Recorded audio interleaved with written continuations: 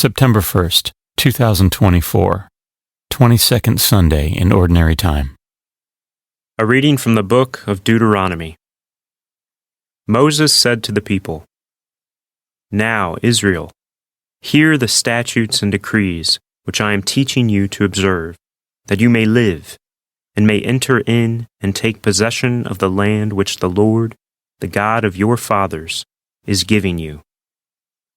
In your observance of the commandments of the Lord your God, which I enjoin upon you, you shall not add to what I command you, nor subtract from it. Observe them carefully, for thus will you give evidence of your wisdom and intelligence to the nations, who will hear of all these statutes and say, 'This great nation is truly a wise and intelligent people.'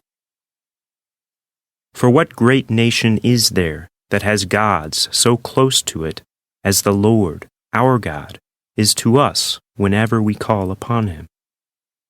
Or what great nation has statutes and decrees that are as just as this whole law which I am setting before you today?" The word of the Lord. Thanks be to God.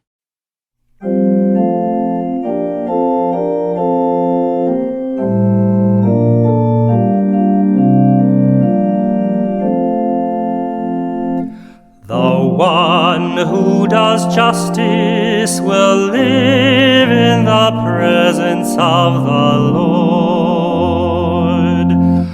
The one who does justice will live in the presence of the Lord. Whoever walks blamelessly and does justice, who thinks the truth in his heart, and slanders not with his tongue. The one who does justice will live in the presence of the Lord. Who harms not his fellow man, nor takes up a reproach against his neighbor, by whom the reprobate is despised, while he honors those who fear the Lord. The one who does justice will live in the presence of the Lord. Who lends not his money at usury, and accepts no bribe against the innocent. Whoever does these things shall never be disturbed. The one who does justice will live in the presence of the Lord.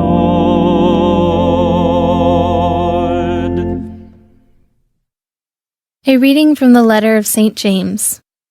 Dearest brothers and sisters, all good giving and every perfect gift is from above, coming down from the Father of lights, with whom there is no alteration or shadow caused by change. He willed to give us birth by the word of truth, that we may be a kind of first fruits of his creatures. Humbly welcome the word that has been planted in you and is able to save your souls. Be doers of the word, and not hearers only, deluding yourselves.